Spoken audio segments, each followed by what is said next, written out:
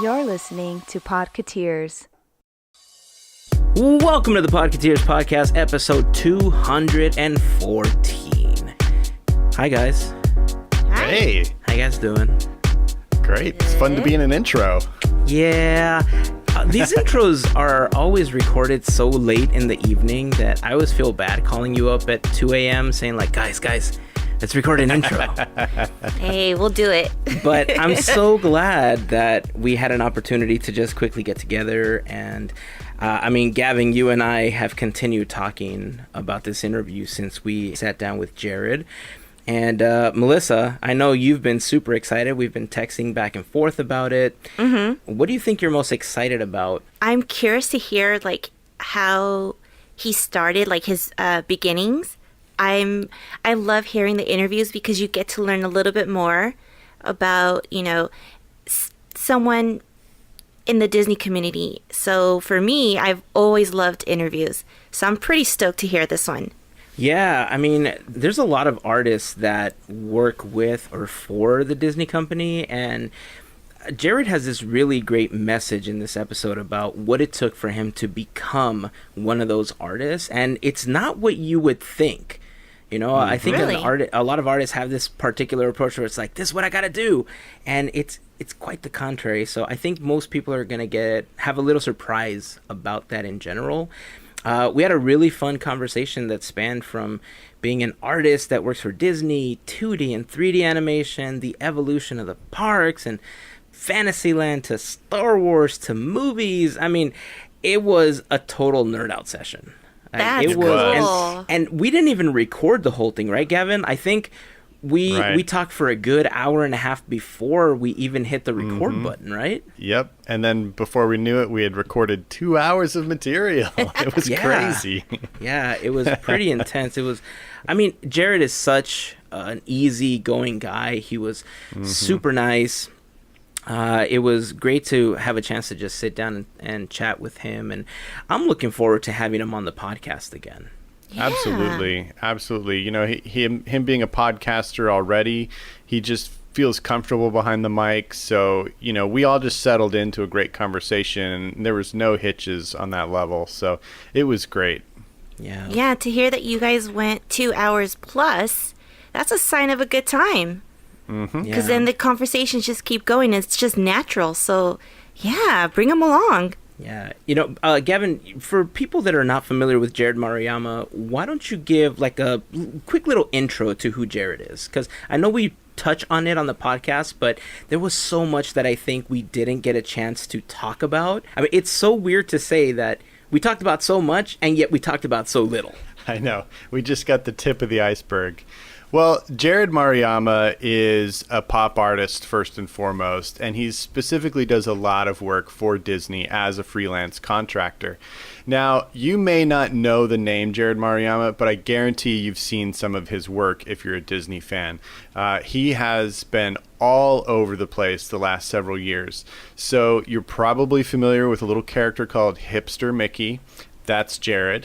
You might be familiar with the Kingdom of Cute series, the cute little Disneyland, Disney World objects. That is also Jerrod. So you've definitely seen his work in and around the parks. He does packaging for all of the Tsum Tsum products. So he really specializes in that Japanese cute kawaii design style. And he has just mastered his own signature look within that style. And it's brought him a huge fan base and a great amount of success. So it was such a pleasure and an honor to have him on the show. Jerrod has worked for clients from Disney to Warner Brothers, from Hasbro to Mattel. He's been in galleries such as Wonderground in downtown Disney, and even Gallery 1988 and Bottleneck Gallery in New York. So he's been all over the place. Like I said, he's a pop artist extraordinaire, and if you want to check out more of his work, you can head to jmaruyama.com, or you can find a lot of his products on the Squared Co website. Now, Squared Co, interestingly enough, has a podcast, and Jerrod is one of the co-hosts on that podcast. So if you like Jerrod, if you like listening to interviews of artists and designers, kind of like this episode you're about to hear, I definitely recommend the Squared Co podcast as well. Him and his co-host Mark do great episodes every single week where they almost always talk to a new designer or artist, and it's absolutely fascinating and very entertaining along the way. Yeah, and it doesn't just span Disney artists as well. They kind of hit the entire spectrum of artists. Recently, they did a bracket similar to our March Mayhem where they pitted old 90s cartoons against each other to see who would win. And that was a pretty fun episode. So all of the links to Jerrod's projects, the Squared Co podcast, his website, his Instagram, all that stuff will be available in the blog post for this episode, podketeers.com/214. Make sure that you head on over, give a couple of likes to some of Jerrod's images, and follow him. Before we jump into the episode, a couple of things that I want to bring up. When we recorded this podcast, our initial setup just kind of failed. And so thankfully, I had a backup solution. And so the backup solution is what I used to record this episode. And thankfully, I think I was able to squeeze enough out of the lemon to make it sound like a podcast. Because Gavin knows what it sounded like prior to that. And it was a bit of a challenge, but it's still, you could still listen. You know, it still sounds okay in your speakers and stuff. But, you know, it's not the regular quality that we have for podcasts. So I'm not going to blame anybody except me for this one. So, Jerrod, I'm sorry about that, but thank you for being so understanding about it.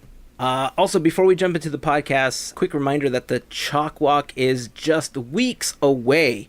From the launch of this episode, we are approximately 1 month away, and we're trying to raise $5,000 for Chalk. So if you have an opportunity, please share our link with your friends and family and try to help us reach that goal. Or if you want to be a part of Team Boat Willie, head on over to podketeers.com and click on the Team Boat Willie link at the top of the page. You'll see a banner there that says click here to register. You'll be able to join the team and join us that morning. It's for a great cause.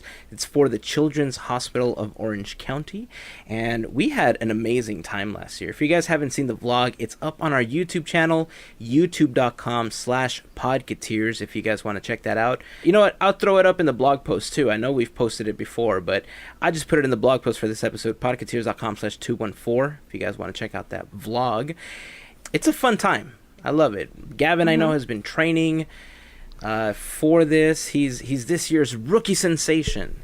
Speed. I am speed. Right, Gavin? Exactly. I try to give myself a pep talk every morning. I'm in the final stages of some intense training. I'm really trying to be this year's Cinderella story. The kid nobody expected. And, we, like Hazen said, we really need your help. We have a goal that we're trying to meet. And, meeting that goal doesn't give us anything special. We just want to meet that goal so that we can contribute as much as we can to this amazing organization. And all the help we can get, helps kids in this area have a chance at a better life. And, that's what this is about, giving back to the community. And I'm so glad to be, taking part in the new community that I find myself in and part of this awesome charitable team. And I can't wait to do further projects, but we're focused on Chalk Walk right now. So any help you guys can give us, please send it our way so that we can forward that on to Chalk and make the world a better place. I could not have said it better myself, so I'm glad that you did. Exactly. Like I said, I'm focused. Said. I'm training hard. I am speed. All right, guys, if you want to help us out a little bit and you want to help us out with some of those monthly expenses, best way to do that is by becoming a Fairy Godparent of the podcast. You can head on over to podketeers.com/FGP for a little more information. We love every member of the FGP Squad and we thank them for their support. They have been super helpful with us growing the podcast over the last several years, and we truly appreciate how they've become really a part of the Podketeers family. So to all of the FGP Squad, thank you guys for your support. Another great way to help us out is if you shop on Amazon. Next time you need to make a purchase, start that journey by going to podketeers.com/Amazon. before your purchase. On that page, you're going to see a big ol' Amazon button that when you click it, will take you over to Amazon using our special link. And anything that you purchase during that trip will earn us a small commission as a thank you from Amazon because we mentioned them on the podcast and you went through the process of, clicking a few extra times and going through the Podketeers Amazon link. And to everyone that's already taken the time to do that, thank you very much. Your support means a lot to us as well. And that's it, guys. It's time to jump into this episode. I'm excited. Sweet. Me too. I'm excited. I always get excited whenever we get a chance to sit down and chat with anybody. I mean, and Jerrod's one of those artists that I think a lot of us look up to and we admire for the work that he's done and how far he's gotten. So, all right, now I'm just rambling. That's it. It's time to jump into the episode. Here we go, guys. It's time for episode 214 of Podketeers.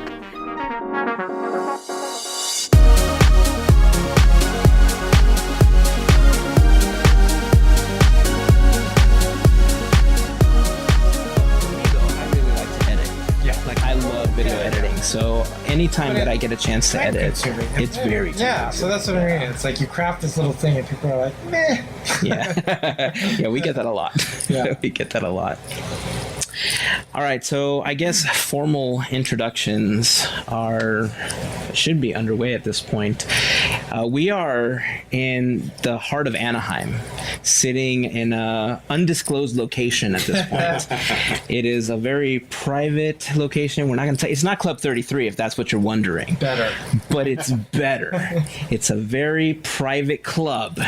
I'm sitting with Gavin and our guest for today, artist extraordinaire, Jerrod Maruyama. Very good. Thank you. Jerrod, how are you today? I'm great. Thank you guys for having me on and for saying my name correctly.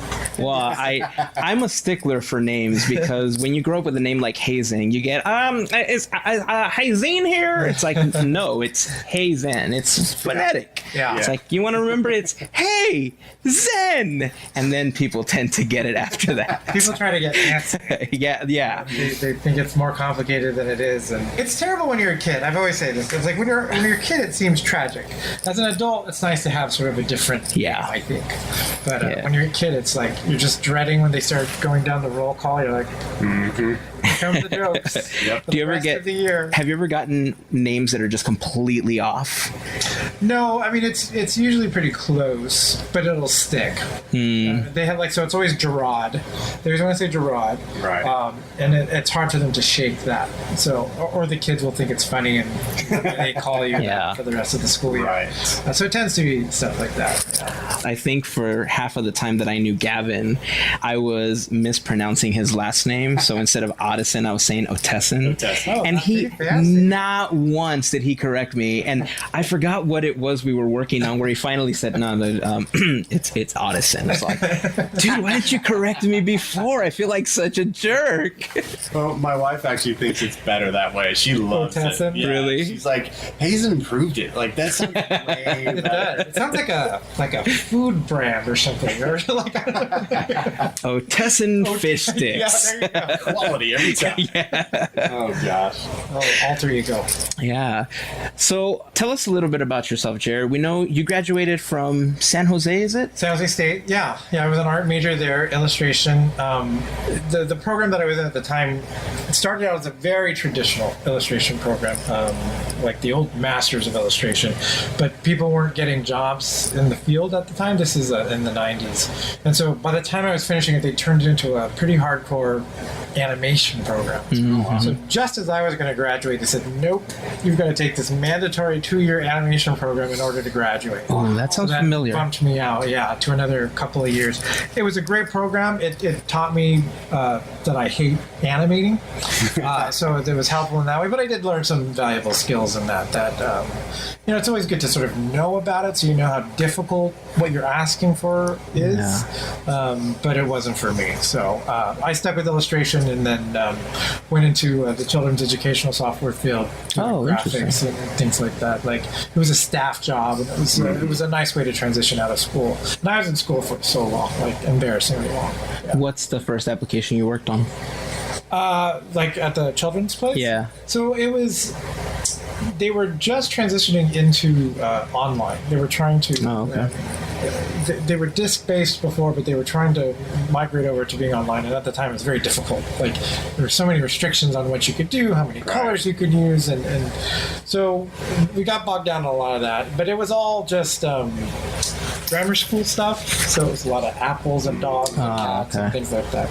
But that's what I was doing when I first started. Then I became an art director, and so I would oversee the production of apples and cats and dogs. So, So when you came out of school, did you want to do more quote unquote real illustrating? You kind of live in this world of pop art that you do now, but I mean, did you want to do the editorial illustrations in Time magazine and things like that? Like, no, I mean, and I understand that question, because I think, especially going to school for illustration, that is the good stuff. That is what you should be doing. Right. That's the important stuff. That's the art of illustration. Yeah. And I wasn't interested in that. I did want to do pop stuff. I didn't.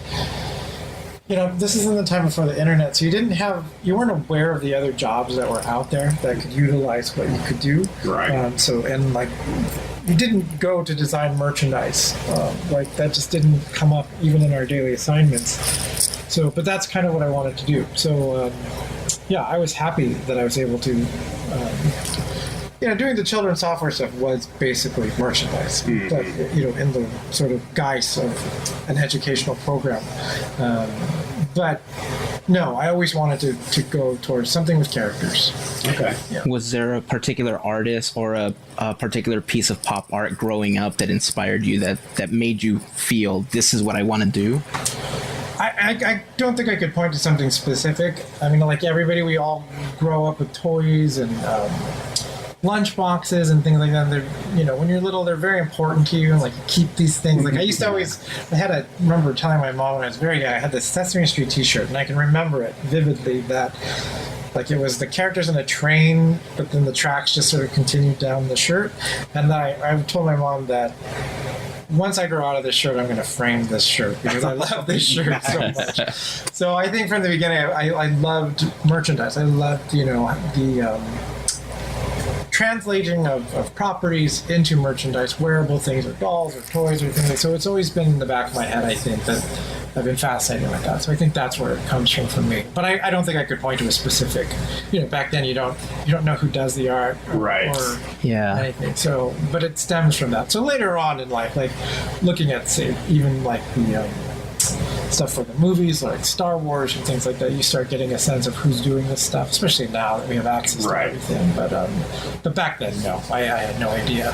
Yeah, I think unless you were a very famous artist like Andy Warhol, for instance, nobody really knew that you were the person behind an art piece. Like that's one of the things that Disney animators, right now they get a lot of credit for it, because Instagram is around, Twitter's around, they post about it, they're saying I'm working on this, but before nobody had access to anything like that. So absolutely. I mean, it's nice to see them sort of, I don't know, I think there's they were very good about saluting the 9 old men. Like they went through a huge time where they did that. But I'm looking at some of these animators now from our sort of golden age of like Little Mermaid and all that stuff, and they don't seem to be doing a lot with them. Like a lot of these guys are just out there working, and I kind of want to see more from them, like from Disney celebrating these artists and stuff like that, because I think it's important to know. I mean, to me, they're heroes. Like to meet these people now and to talk to them casually about what it was like to work on Beauty and the Beast, it's just phenomenal. Like, I never thought I would be having these conversations with these people. Absolutely. I agree. I think that there are, especially you look at some of the classic Disney movies, and back then they had the credits at the beginning. And they're really short. They're really abbreviated. It's like you have the key animators who did the character animation, maybe, and maybe the main background artist, the Ivan Durrell or somebody like that, and that's it. And for a fact that hundreds of people worked on that movie. And so it's great that they're getting credit in the movie itself now. But, you know, to Hazen's point, it's also great that we get to see into their lives a little bit with social media. We get to see what they're doing. We get to find out if they're doing signings or if they're going to be at this convention, and we can maybe try and meet them. And I think that's great. I think the fandom of animation is bigger than it's ever been. Yeah. And I think that it's kind of a golden era of getting to have access to those kinds of things. I understand what you're saying, though. I think being in a place and a culture where we're now moving towards giving the credit to the people that deserve it, I think is a major shift, not just in animation, but in general. I think the fact that people can now call somebody out and say, you didn't make that, and instantly go on Reddit and have 200,000 people downvote you because that wasn't something you made. It's something that people are scared of. So I think people are prone to give credit where credit is due now. Yes. There seems to be a shift, though, I think, with the sort of switch over to digital animation. Like, we seem to have lost the celebration of the 2D stuff. Like, we seem to have moved on so quickly. Absolutely. And that's what I think the heartbreaking part to me is, that there's these 2D animators that did amazing things, but we seem to have just left that behind. Yeah. And I still feel such great affection for that craft, that I want to see these people still celebrated like we did the Nine Old Men. Yeah. And so they seem to have fallen into a funny sort of in-between phase. I agree, and it feels like if they want to stay within the industry that they're known for, they almost have to shift their role to the story development and things like that, where they can do concept art and storyboard art, and there's a lot of drawing that's still involved, you know, even the character designing, and then it's modeled and made into, you know, three-dimensional objects in the computer. Right. So there's a place for them, but yeah, they don't kind of get that lead animator credit anymore. Right. And yeah, that is kind of tragic. I think we're more director focused now than ever before with animation.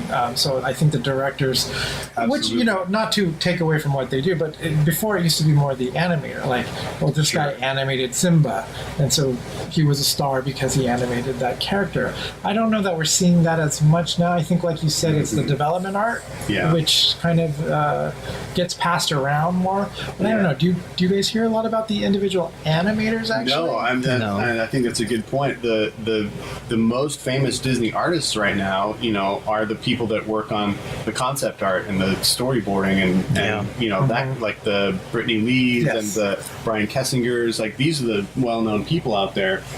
And they're not lead animators. They're not even animators. Yeah. You know, they're just coming up with the look and the feel of the movies and the stories of the movies. And so, yeah, it's interesting how that shift in focus has kind of taken place. I mean, it's cool because before we never knew who the storyboard artists were, you know, and it's kind of cool that we can know who they are now. Yeah. Again, I think it's a neat time where we can see more of the people that are involved. You know, we talked on our last episode about the closing of the Disney Toon Studios. Yeah. You know, that's another sad example of an entity that was still involved in some 2D animation going away. I lament it. I am a 2D animation guy. You know, I think we all grew up with that. And I still think it's the highest form of the art form. And I think the greatest things that were ever animated are 2D things. I don't think anything that I've seen computer animated can compete with some of those.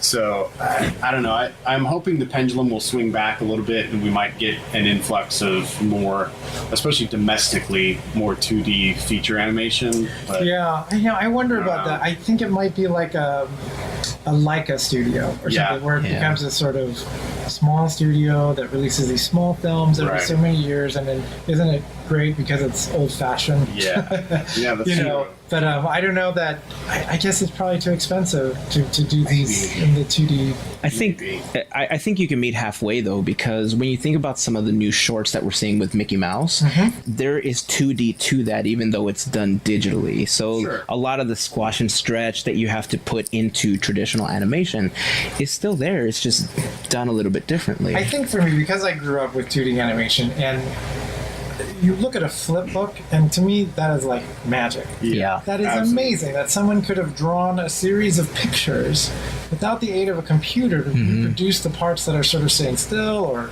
to keep a circle round. Like someone like learned how to do this. Yeah. That to me is like the craft, and that's what I love to see. And so that's why I think you can look at the end product and be like, well, it's a beautiful end product. However you got there, maybe it doesn't matter. But I think just like when I get a new Blu-ray or something, I want to see the behind-the-scenes stuff. Yeah. More so than watching the movie over again. I want to see the behind-the-scenes stuff. I want to see pencil tests, those old things. Like that to me was the most fascinating part of it.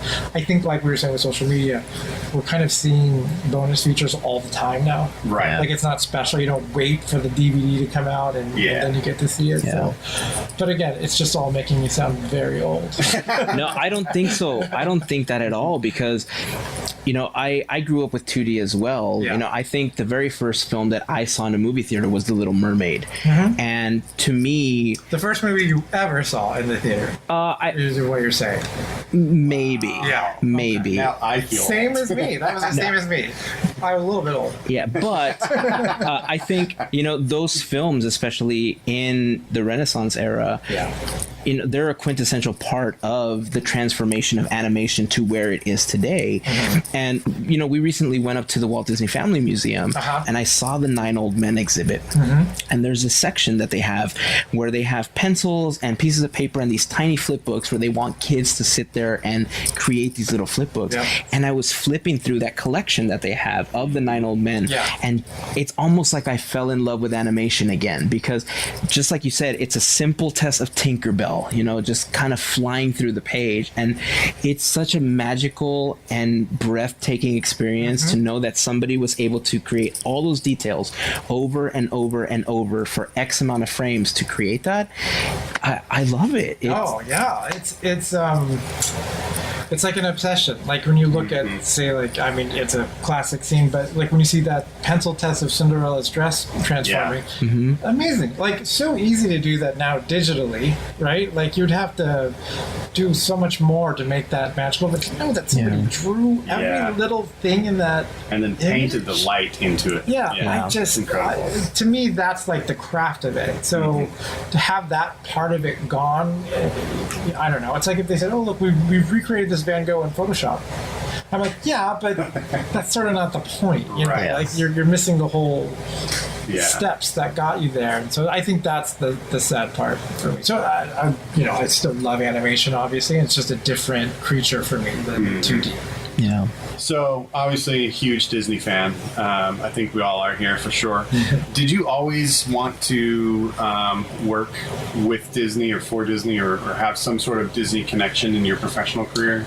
Not as a young kid. Like, as a young kid, I liked Looney Tunes more than I did Disney films. I've mentioned this before, but, like, when you're really young, you like the more, I think, action-based or funnier things. Sure. So, like, we saw Lady and the Tramp when we were really little. I thought, oh, this is so boring.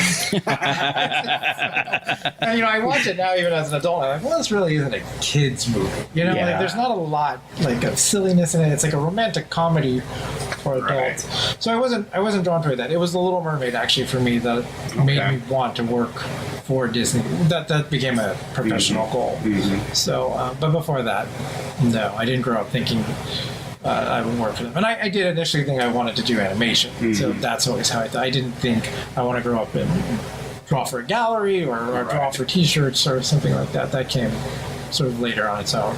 Okay. Yeah. So you're in town for a signing at Wonderground and also at Off the Page. I know you've done a lot of work with Wonderground. Tell us about how that kind of came to be. Like, how has that relationship developed, and what is that like? You write them a big check. No one wants to tell you that, but that's how it's Now you know the secret. Okay. not cash. No.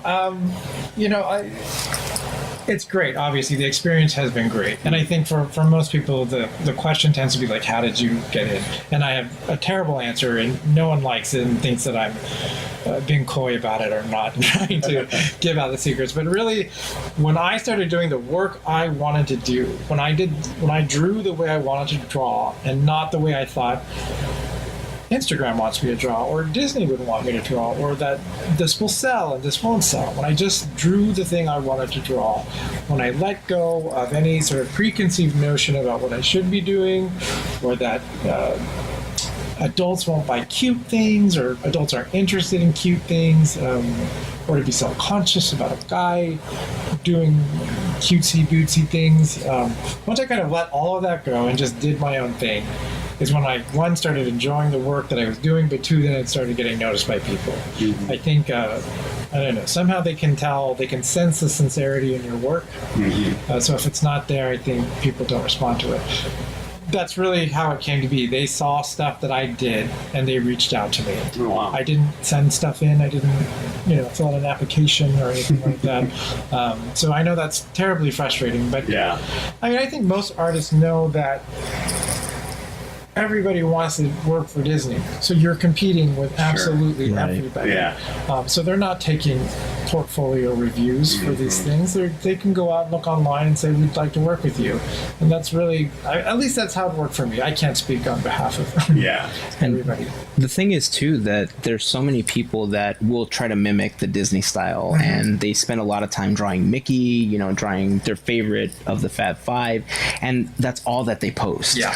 But I think Disney already has a bunch of people that can do that for them and do it really well. Yeah. So they want to see the variety. They want to see that you have your own ideas.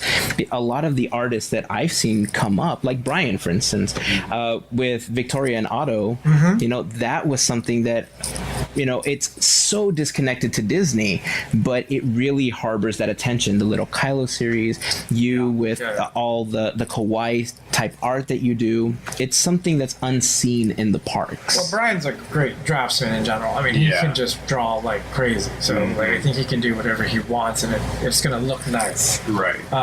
So I think the problem comes from most people learn to draw by looking at other things. I think we all learn that way, by either copying something that a picture you have, or from a book or something. So like right now, if you look at the character art, a lot of things look like Frozen, because these young people are growing up with that as the major influence. So the faces all look kind of like what they've established in that film. And I think that's fine, but I think, like you said, when you're looking at something like, if you want to go into animation, I think that's great. If you want to do like the gallery work or merchandise stuff, I think you have to bring something a little different. Yeah, right. Absolutely. So do you come up with your own concepts when you're working with Wonderground, or do they assign you things? Do they say, we need a piece that's this, please work on this? It's a little of both. Okay. And I would prefer an assignment, actually. Really? For the most part. Like, it's nice to have a challenge, a general challenge. Like, when the gallery first started, there used to be a theme for every show. Oh. And they dropped that after, I think, maybe the first year. So now, they might give you suggestions, or they might say these characters are popular, or we've been getting a lot of requests for this character. Then, it's Disney, and there's a lot of different factions, so they might say, well, we can't use these characters, or stay away from these characters because of getting clearance and things like that. So, but they rarely have come to me and said, we want you to do this specific thing.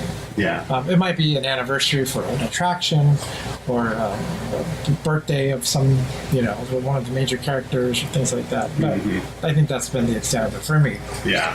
What's your favorite piece that you've made for Wonderground so far? Oh, that's so hard.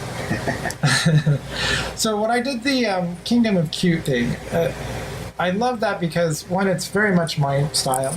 It's none of it is really character based. Some of it, there's a little bit of character in there, but mostly it's like putting faces on inanimate Disney objects, and that to me is exactly what I like to do. So to be able to release that print and then see it in so many different versions, we did pins, we did vinyls, we did the backpack, we did socks. Like, to me, that represents everything that I like to do, and to see it across a whole line, that's always my dream, is to see it work out. That's not the most artistic dream, but it's realistic, though. Yeah, like that. It's very realistic, though. I love seeing the translation of art into merchandise. So, Oh, it's very creative, and it was very successful.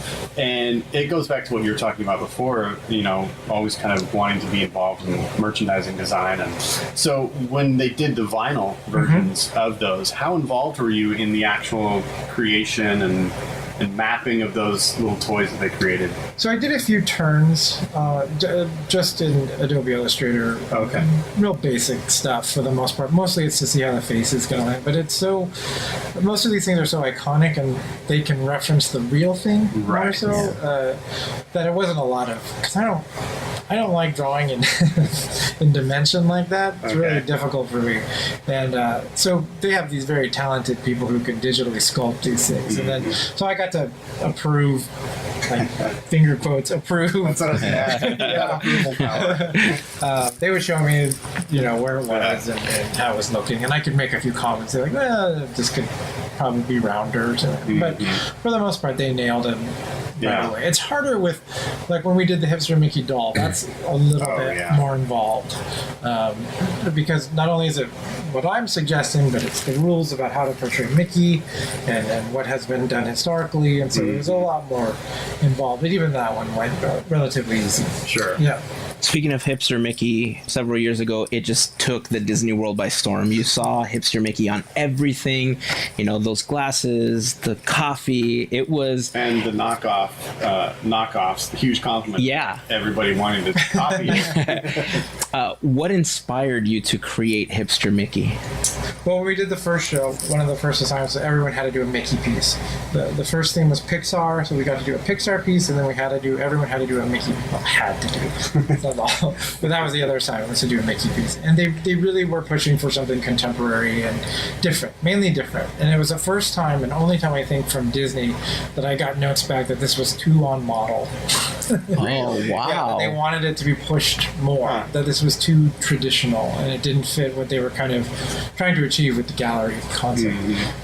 And so I was trying to, we've had Disco Mickey, we had the 80s Mickey, that was very popular. So I was thinking along those lines and what would sort of ground him in now? What would be the outfit, And so we did that one, and it sat around for a while, and we weren't sure if we were going to use it, but the interns at the time pushed for it. They liked it, and so that's kind of a good sign. Nice. So they did release it, and then but we had no idea that it would take off in the way that it did. So I would have assumed that demand would necessitate, we did get a version of Minnie, but I would have assumed that we'd follow with a Hipster Goofy, Hipster Donald. Like, was there any requests for those? Well, we had fan requests for that, especially a Donald, I think. And Donald was the one I think I was most wanting to do. Sure. I think that would be fun.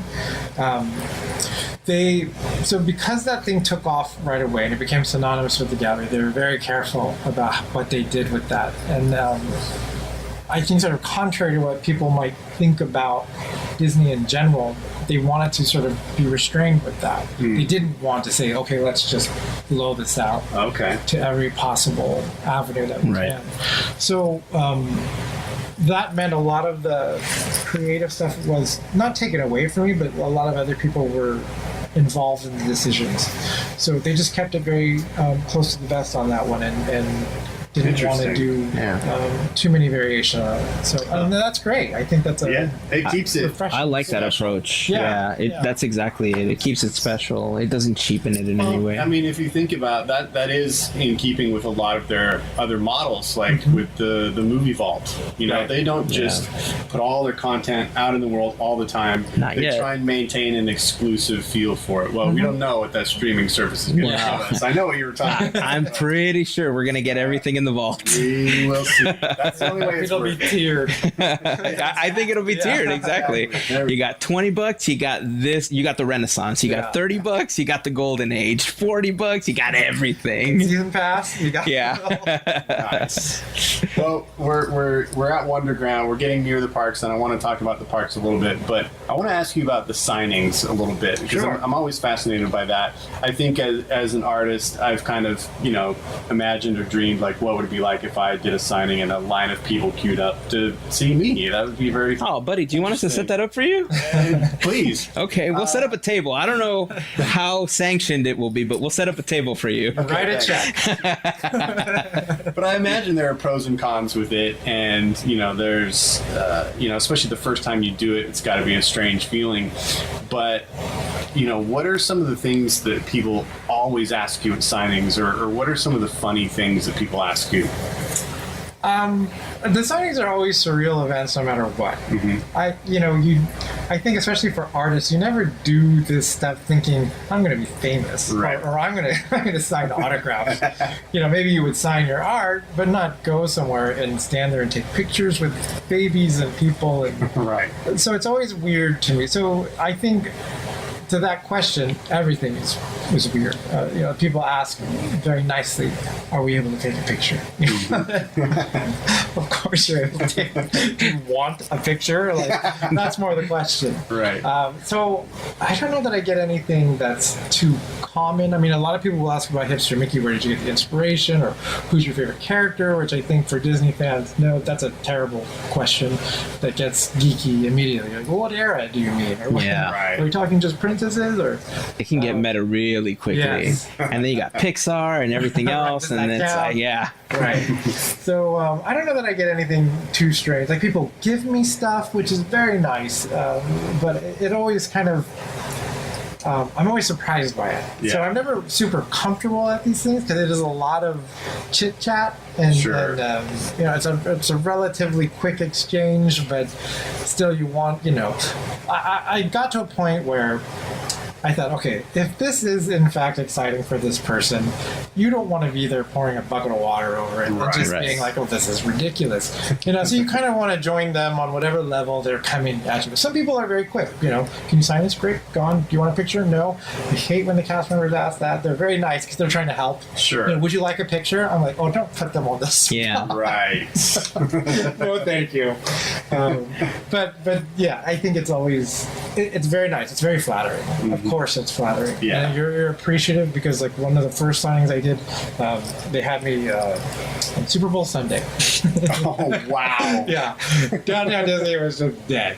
Nobody there. I didn't know Except why. for the ESPN zone. Yeah, exactly. So when you have that, and I think you have to have those to make the good times feel good. Sure. And you're appreciative of the people who are taking time out of their day to stand in line just to get you to sign this thing. So always appreciative, but always weird. Yeah. I'm pretty sure that the litmus test, though, is once somebody says, "Will you sign my arm? I want a tattoo." That's how you know you've made it. The tattoo stuff is crazy. Yeah. But it's a reminder too that this is Disney. It's so much bigger than any one artist or person, and that's why someone puts a tattoo on, not because I did it, Right. but because it represents this version of Mickey Mouse or this version of this character that they love. Well, I think you're being a little humble there. I think there is something to the artist as well, because you definitely have a style that is highly recognizable, and Well, thank you. I feel like you've got a huge fan base of loyal. They're Disney fans, but they're specifically Jerrod Maruyama fans too. And I it's count not just myself as one of them. it's not just recognizable, it's also inviting.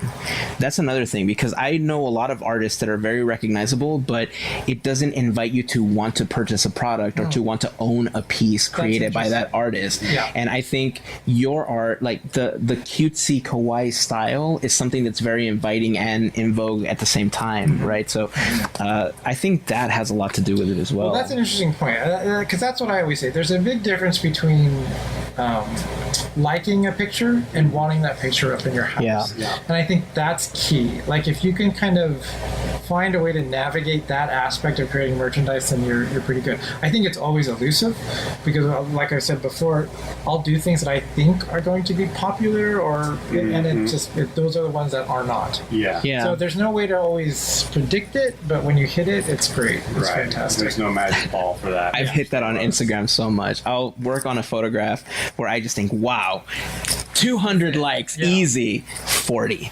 And then I post something that was a throwaway shot. It's like 500 likes. Yeah. What? Yeah. Wait a second. What happened here? It can be a vicious cycle. Well, I think it's great. I love that you mentioned that you kind of step into the fans' shoes when they're coming to you at a signing, and understanding that this might be super exciting for them, and so you kind of want to meet them on that level. And it goes back to what we were talking about earlier about us having access to artists, and I think it's amazing that places like Wonderground and the galleries in the parks do regular signings with artists that are free of charge. Yep. You can walk into Wonderground to this signing that you're doing this weekend. You don't have to pay anything. You don't have to buy anything. You can just line up and just meet the artist. Exactly. I think that's awesome. I think it's a really cool thing. It is, and it goes back to what I was saying. There are so many people that work for this company that are turning out amazing stuff, whether it is a T-shirt or a print or whatever, and they don't always get the opportunity to stand in front of their work and say, "This is my work." Sometimes they can't even post it and say, "I did this part of this." Right. They're getting better about that now, but I look at it as a privilege to be able to do that, to be able to release something through Wonderground, stand in front of it, and say, "This is what I did." And I hope, they've been able to rope in some other people from different divisions of the company, and I think that's fantastic because I think there are so many unsung heroes and people doing just incredible merchandise art, and they don't get to sign an autograph for whatever reason. So it's nice to see some of those people, and that's why I always feel like I'm happy to step aside and let this person come in and sign and stand next to me, and I want their autograph. So it's great that this gallery is taking this concept and kind of running with it in that direction. Yeah. Do you ever find that there's a difference in the type of people that you meet and how passionate they are about the art when you sign at Wonderground versus at Off the Page or inside of Disneyland at the gallery like Disneyana? Yeah, so Wonderground tends to be people are coming for the event. It's a mix. You do get people who are just waiting for a dinner reservation or just happen to be there when you're there. But specifically Disneyland, you get a bigger fan base that's coming. Off the Page is a little bit different. People aren't in that mindset when they're just kind of strolling through a store there, so it's harder to get people to come in. We've done it in Cars Land. When they put us outside, we do better because they see you and they see the line and they see something's happening. In Off the Page, we're tucked sort of in the back of the store, so you really have to be in the store to know that something's going on. The bigger difference is between Anaheim and Florida. Orlando is a very different creature than Disneyland. Disneyland is fantastic. You've got a local audience that's very big on it. Florida, you get all tourists. You get international tourists. So it's a very different mindset. Like, you get questions there like as much about your art as what time does the park close, where's the restroom. Like, it's just, they're not there to see you, you're just one of the attractions that happen to be there. So it's just a different creature. I don't know that I like one more than, well, of course I like Disneyland. Just because you have a different connection, I think, with the fans there. It's changing slowly in Orlando. They are getting more of a local base, but I will say when I sign in Orlando, I'd say it's like 80% cast members. Wow. But that's a huge population. They're all fans in Orlando. Yeah. So absolutely. I mean, there's nothing wrong with that. I love that because they tell the best stories. I mean, let's face it, 80% of Orlando is nothing but cast members. Exactly. So that's probably why. Yeah. So, yeah. Well, I agree. I feel like there's a more savvy park goer out here than there's in Florida. And things makes sense. We go through things here in California much faster. So something will be big and it'll burn bright for a while, then it's gone and we're on to the next thing. Florida, it's like it takes a while to migrate across the country and end up in Florida. So like Hipster, it feels like it's just kind of catching on there. Like it's just a little bit behind California, but here it's just so fast. Yeah, it definitely has to do with the tourist aspect of it, because here you have the purposeful Disney fan, right? They go because they want to learn more about the park, they want to experience it in a way that you just can't when you're a tourist. You know, many annual pass holders will just sit in the park and just soak in the ambiance, which is one of my favorite things to do. Well, even when they do like a Funko release, you know, it's like it's a mall here. Like people just show up and wait for hours for those releases. So it's great. It's fantastic because I'm such a fan of things too. So I like when that's the sort of feeling of the crowd that we're all fans here. So yeah, I enjoy that. When you're creating new pieces, like for instance, the Kingdom of Cute, was it absolutely difficult for you to adapt that style? Or if you were to plug in, let's say, the Haunted Mansion, I'm not just saying this because it's my favorite attraction or anything, but if you had to plug it into, let's say, the Haunted Mansion, would it be simple for you? Like, is it formulaic for you at this point because you've been doing it for so long? Or is it more artistic and rack your brain about it? Really artistic. No, I mean, it's always a challenge. It depends on what it is. It's actually harder to cutify something that's already cute.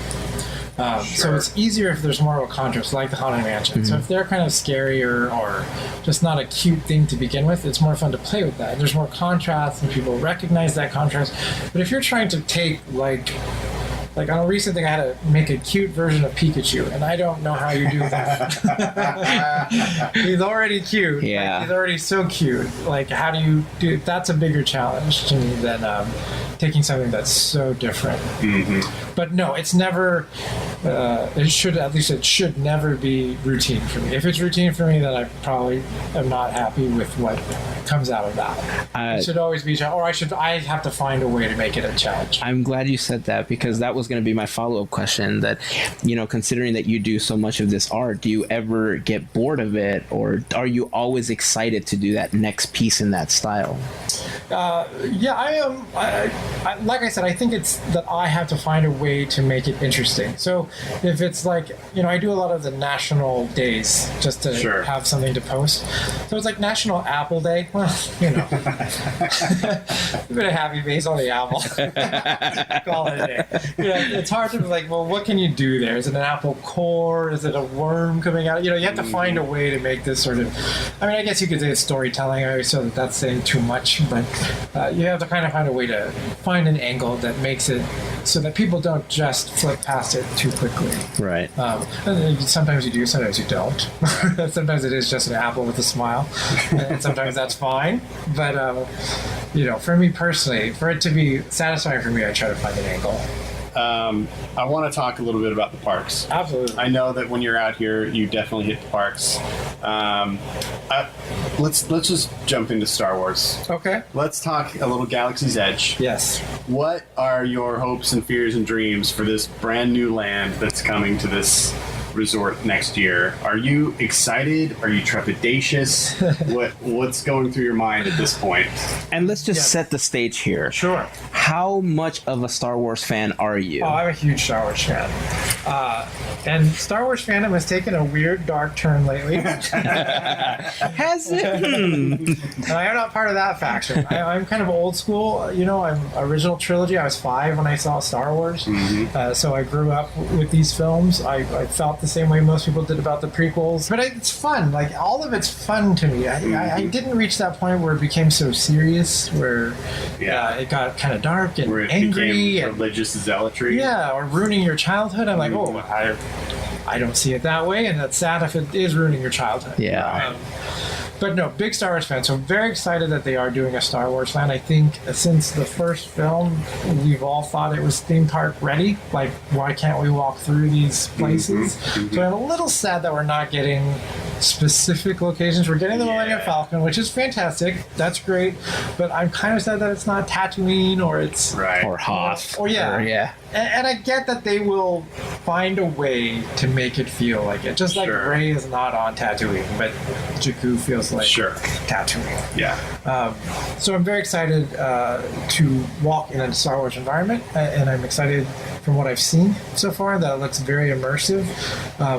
I just want to feel that old school Star Wars when I'm there. Yeah. So, yeah. Are you more excited about the attractions, or just kind of being able to walk into that world and just kind of be there and interact with the cast members? Because they're talking about it like it's going to be highly interactive.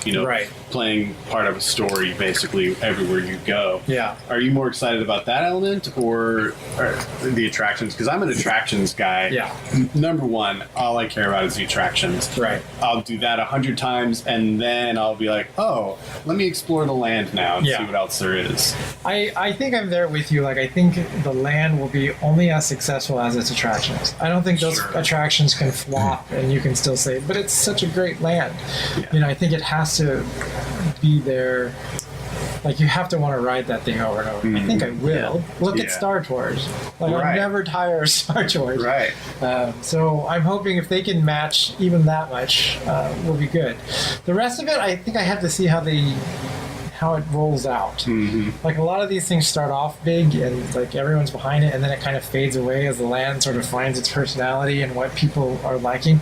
I get a little self-conscious with too much of the interaction. Like I'll get embarrassed. Like I don't want to do that. Grab someone else. Someone else wants to do that. So I'm curious to see how it plays out, though. I don't know that I want to participate. I'd like to see kids do it. Like watching that Jedi Academy. First time I saw that, I'm like, that makes me cry. Like it's awesome. I felt the same way as a kid. That would have been a dream come true as a kid. So just seeing those kids so excited about it, that's kind of what I want to see with this new land. And I'll forgive a lot of other things if some of the heart's in the right place. Yeah. Do you share the fears of many that Star Tours days are numbered because of Star Wars Galaxy's Edge opening? It's one of those things where I can't quite figure out what I don't have a strong opinion on what they should do with Star Tours. Iron Man experience. Should it move? Do you think it should move? Like here's where I probably haven't heard your opinion on this. To me, it kind of makes sense story-wise because it's a tourism element to it. It's kind of an outpost, and they're going to take you. Like right now, the ride ends in what's the name of the planet that Galaxy's Edge is? Batu. Yeah, Batu. Batu. Yeah, so it ends in Batu, so it's like you're traveling to it. Now the fact that you step out of it and you're not in Star Wars land, I guess there's a disconnect there.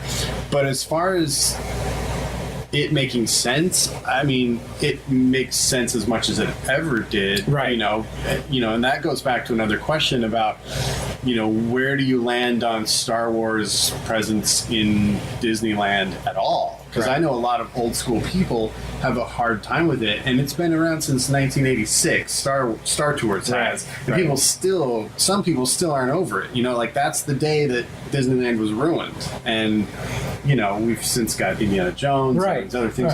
I love it. I think they belong there. It's all part of the same group of pioneering people in the 20th century who created these worlds of imagination, and I think it totally belongs. Where do you land on that?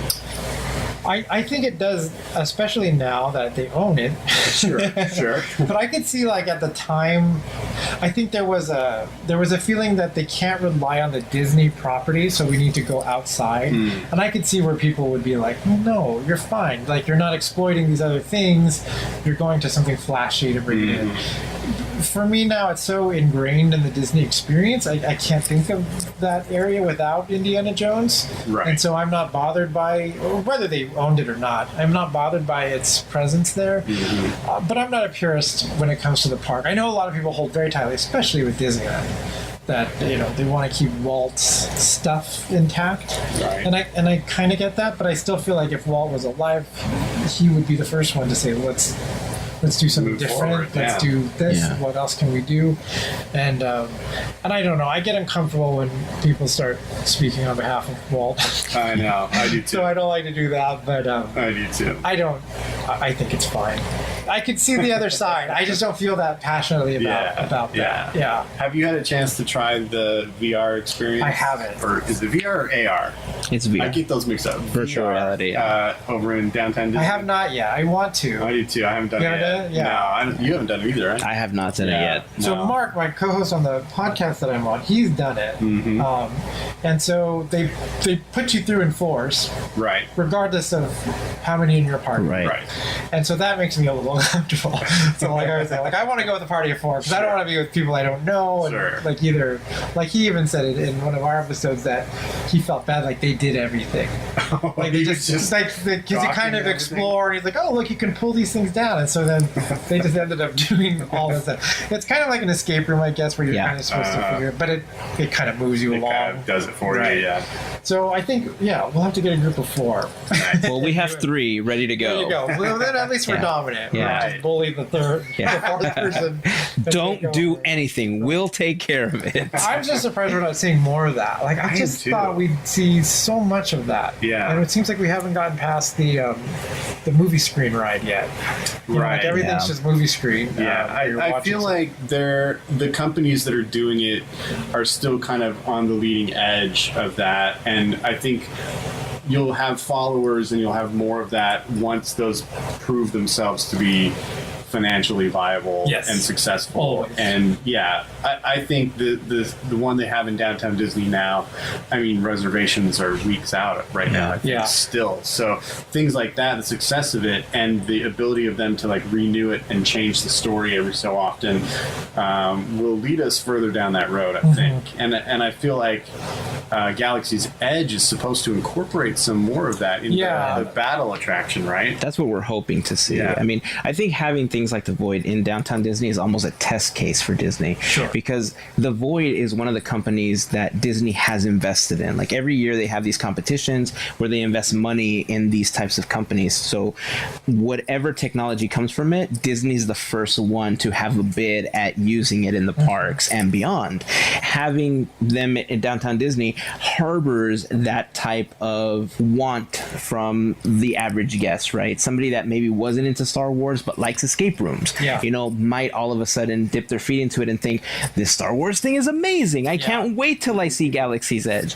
I, for one, am looking forward to seeing that technology because with the incorporation of how they're using Bluetooth technology with the Play app now, or how they've used Magic Bands in the past, if all of that incorporates into Galaxy's Edge, I am looking forward to having somebody just say, you're the rebel spy, come with me, you know, and I just have to run away from that. But I like that type of adventure. I'm looking forward to that. I'm not as big a Star Wars fan as you are. I call myself a casual Star Wars fan, but my kids have seen more Star Wars, and seeing them in the Jedi Academy just made me feel like that is something they are going to love. Yeah, I think it's the glasses, like that you have to wear headgear. Like that seems to create a distance. Because imagine if those kids in the Jedi Academy all had to wear a VR headset or something. Like, it'd be a very different experience. You know, from us watching it to them doing it. Like there's something great about how lo-fi that thing is. That I don't know. I don't know. I can't quite think of how they're going to use it in a way other than what they're doing right now with just walking through something. But I don't know. I think Magic Mountain may have been the first one to incorporate the roller coaster and the VR experience. So maybe if they added elements to the Millennium Falcon that way, or another attraction that incorporated that VR as well. Plus, I think as technology progresses, the helmets get smaller and smaller, right? It'll just like chip. Yeah, I mean, years ago we talked about this recently in one of our episodes. Google Glass was supposed to be the next big thing when it came to augmented reality, but maybe we move away from virtual and go to augmented so that you're seeing it in front of you versus having this whole helmet on you. I actually kind of thought originally, or hoped originally, that that's what they were going to do with the Incredicoaster. Have you had a chance to go on the Incredicoaster? I haven't. It was closed when I went. Okay. It's amazing what they did.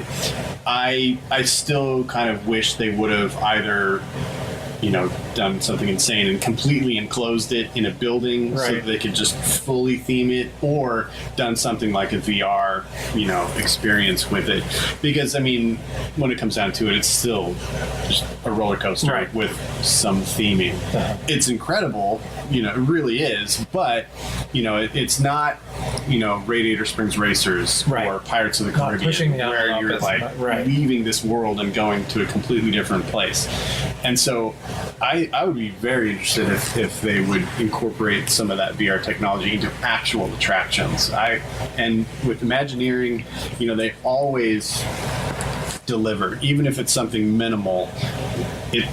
They just have a way of just giving it that extra special, you know, magic that Disney's known for. And I'm always impressed by what they do. You know, I was kind of on the fence about Pixar Pier in general, you know, and a lot of the things that they changed about it are really subtle. But when you kind of stand back and you let it soak in, they all make really good aesthetic and artistic sense, and they play to the story, they play to the mood of the whole place. And so, with adding an extra element like VR, I think the possibilities are almost limitless. Have either one of you done Pandora? No, I haven't yet.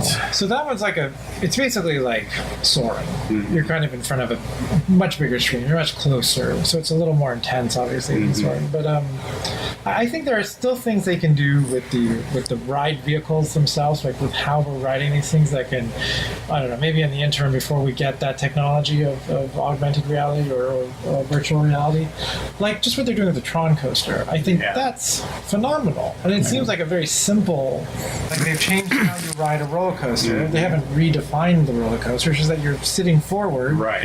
And that's amazing, right? Yeah. And I've heard only great things about that. So if we could do something like that, if that were a speeder bike ride or something like that, like there's little things like that you can do, I think, without having to like reinvent the ride, Like I think there are things that's why I miss, like I've always wanted a speeder bike ride. That seemed to me like the most and I just wanted the speeder bike that was at DCA during Electronica. Did you ever see that? No. Oh man, when they had Electronica. The light cycle. Oh, the light cycle. Yeah. I'm sorry. I started thinking about Tron because he started thinking about you. Tron. Yeah, you talked about the roller coaster, and I thought, oh man, I really want that. I needed that in my life. Yeah. That was Everybody listening that heard me confuse that is going to be yelling at their speakers right about now. So You go. already said you weren't a big Star Wars fan. You cleared that. Exactly. But yeah, I would love to. I mean, I don't know. Were there things from Star Wars that you wanted to see as a ride or an attraction that we haven't? I mean, I'm with you in that I really wanted Galaxy's Edge to be a Star Wars location that has history already. Yeah. They're trying to build new history with it and a new story, and it's a new part of the canon, which is also new. Right. I mean, whatever. So I do kind of wish that the original plans long ago that Star Wars Land, kind of taking over Tomorrowland, incorporated a speeder ride through Endor, and that to me is I still want that. I am so sad that never came to fruition, because I think as old school Star Wars fans, there's nothing better than that scene. Just zipping through there and stormtroopers bouncing off trees, and I mean that would be so exciting to me. And I still wish they had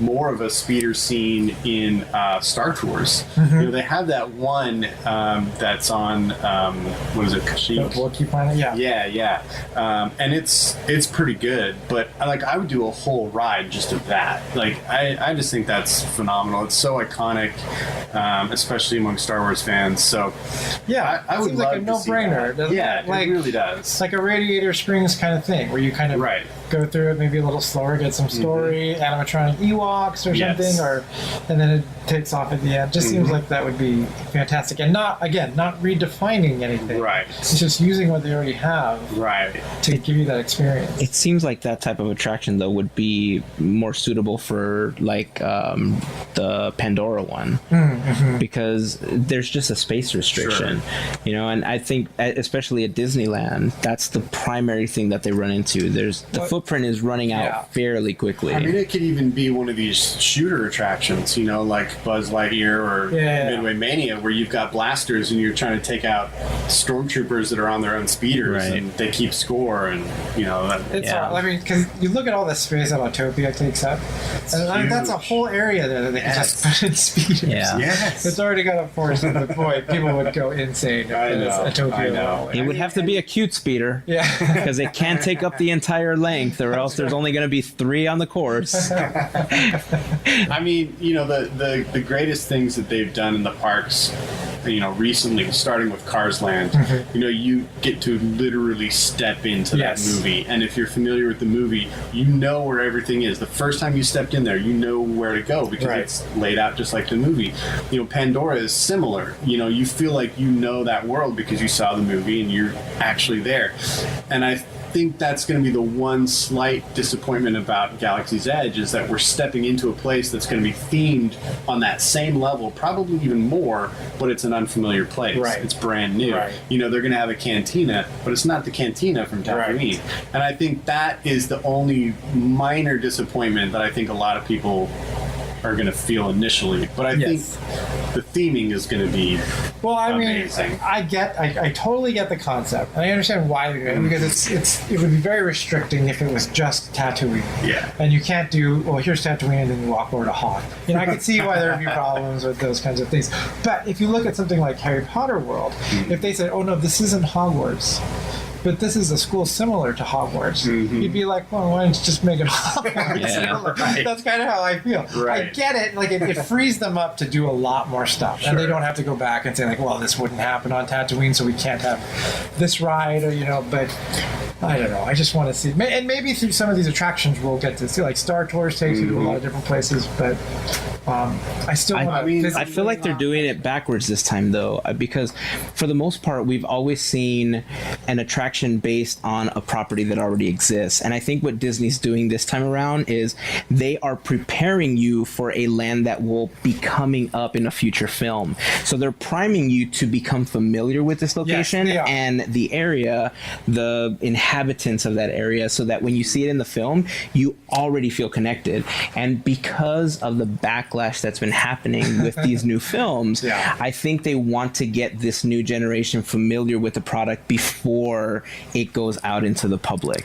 Yeah, and I think like we were saying too, is that, can you imagine if they did an existing property, if they did say Tatooine, people would be nitpicking over absolutely everything. Sure. And could they settle on, well, why did you like that? Well, the cantina was much smaller than this, and this guy wasn't there, and you can't tell this story because that doesn't make sense. And so that I get that makes sense, and I don't fault them for doing what they're doing, but.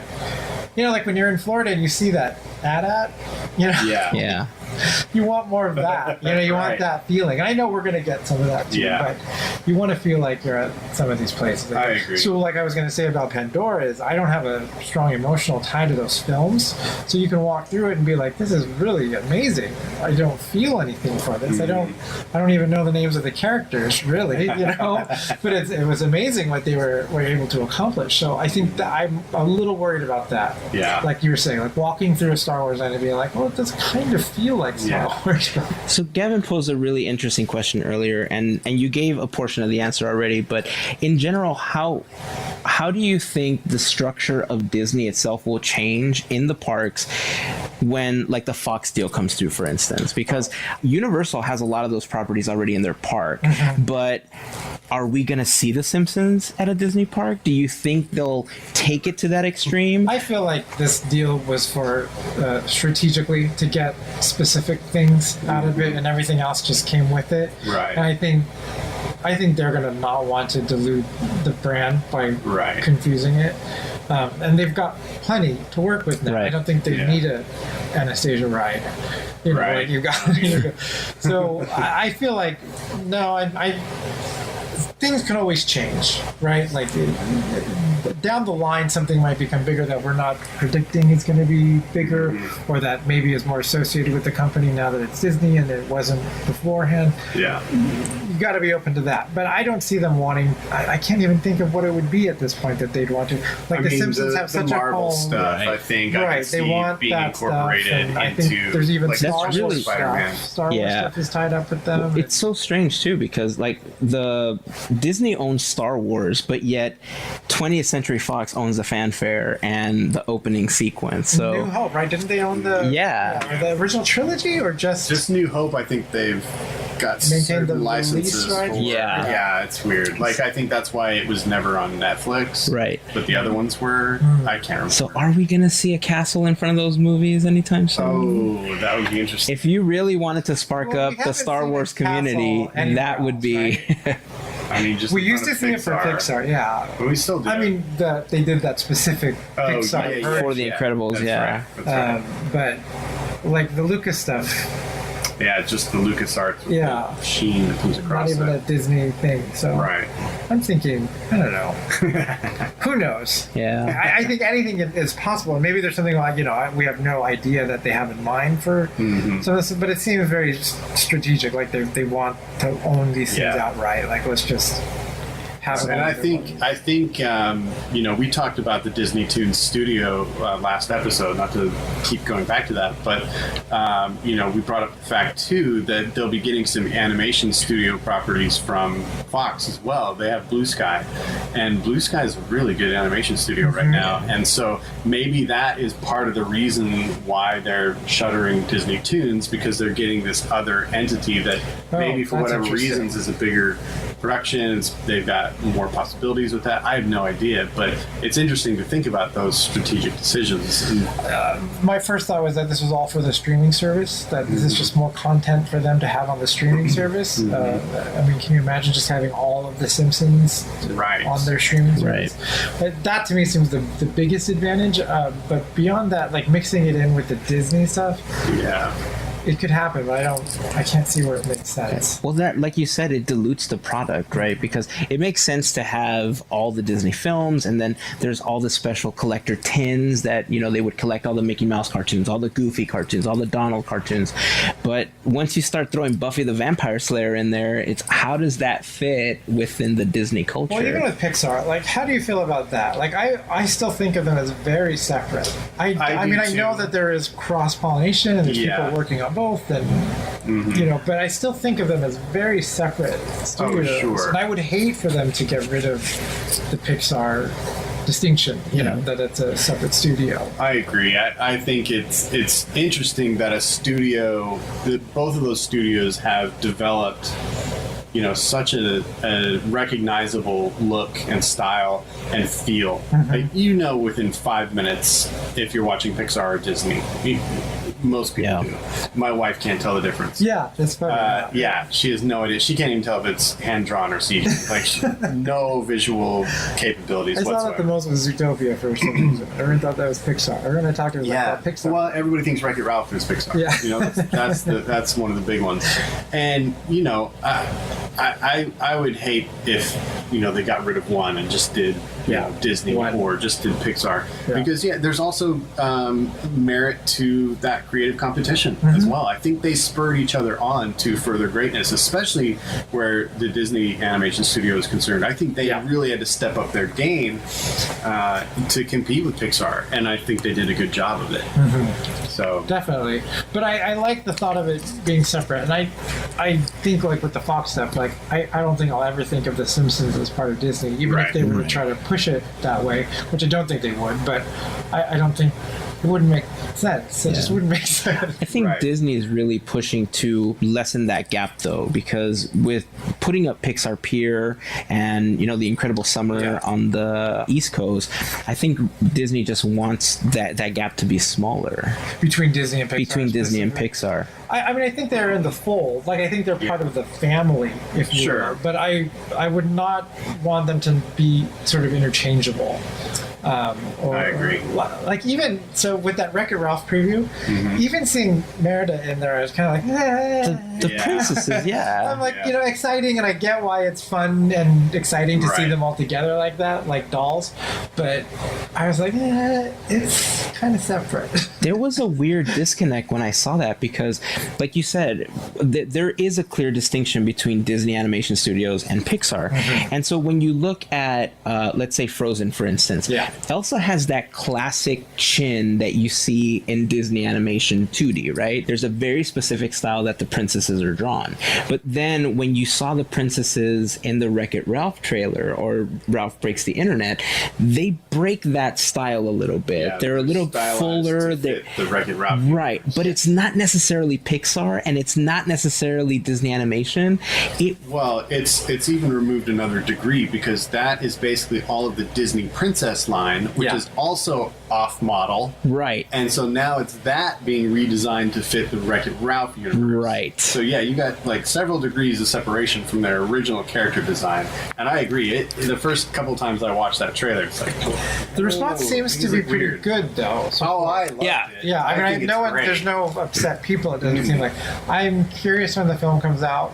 I think that's a longer scene, and so I'm curious to see what the reaction is. I hope to so. that. I hope it's not one of those like little nuggets that's Yeah. all we're gonna get of it. I almost feel like we saw the entire scene already in the preview. Yeah, I hope that's not the case. I really do hope that it's a longer scene, but I think they've released 2 versions of it where Vanellope's a little bit more, she's more involved with the process of, really? That's a princess? Oh, Yeah. have you this? Have you that? But I almost feel like we saw the entire scene already. Maybe. I get a little precious about the classic stuff. So like it's like the further you go back, the more sort of specific I get about the portrayal of these characters. So like, maybe we're having still fun with like Rapunzel. Then you get into like Ariel and Belle, you're like, well, take it easy. Then you get to Cinderella, and you're like, that's not Cinderella. That's not my Cinderella. That's how I feel about Belle. hilarious. That's my princess. Who's your Disney princess? Probably Belle, because Belle? Beauty and the Beast is my favorite Disney film. Oh, mine too. I probably have to go with Mine that. too. But I will say the more recent stuff, I really like Rapunzel, and it's one that grew Yeah. on me. Like when I saw the film, I wasn't like, this is my favorite film, but seeing it over and over again, like I can really watch that one over and over again, more so than say Frozen. So good. Or when even Princess and the Frog. When I first saw Tangled, I liked the film and I was all on board. I felt the same way that you did, but I didn't feel that I connected with the film until I heard I See the Light.